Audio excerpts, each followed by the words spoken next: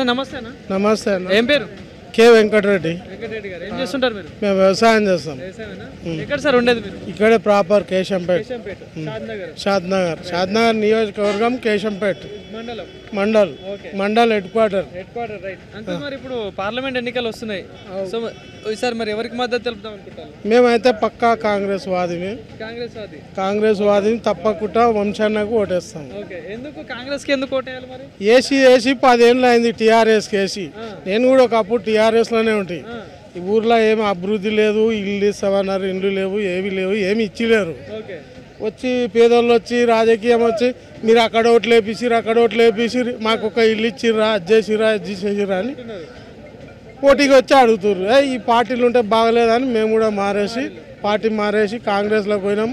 అంతా సవ్యంగా జరిగింది. పార్టీ గెలిచింది, రేవంత్ రెడ్డి గెలిచిండు, అన్నిటికీ ఓకే, మంచిగా ఉంది. కానీ మరి ఇప్పుడు వచ్చే పార్లమెంట్ ఎన్నికల్లో మరి మీ షాద్నగర్ నుండి చూసుకున్నా కూడా మీ ఓవరాల్ మహబూబ్ నగర్ జిల్లా నుండి చూసుకున్నా ఏ పార్టీకి మధ్య పోటీ ఉంటుంది అంటారు ఈసారి? పార్టీ అంటే టీఆర్ఎస్ ఏమి ఉండదు ఈసారి.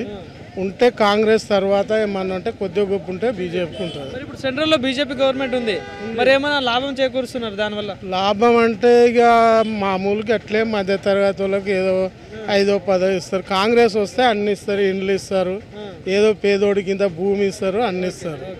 ఎవరున్నారు మరి ఇక్కడ మహబూబ్ నగర్ నుండి అభ్యర్థులు ఎవరున్నారు? అటు బీజేపీ, కాంగ్రెస్, టీఆర్ఎస్.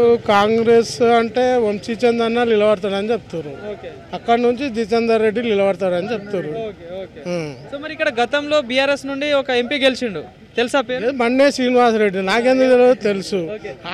ఊరికి వచ్చింది లేదు, చూసింది లేదు అన్నాడు. ఇప్పటి వరకు ఒక్క రోజు కూడా ఊరికి వచ్చింది లేదు అంతే. ఎక్కువైతే కాంగ్రెస్కి ఎక్కువ కంపల్సరీ.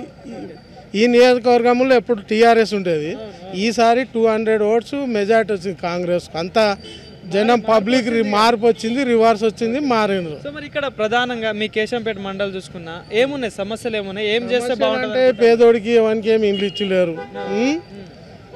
పింఛన్ అంటారు, ఒకటికి రేషన్ కార్డు లేదు, రేషన్ కార్డు ఉన్నకి సక్క ఇచ్చేది లేదు, అంతే.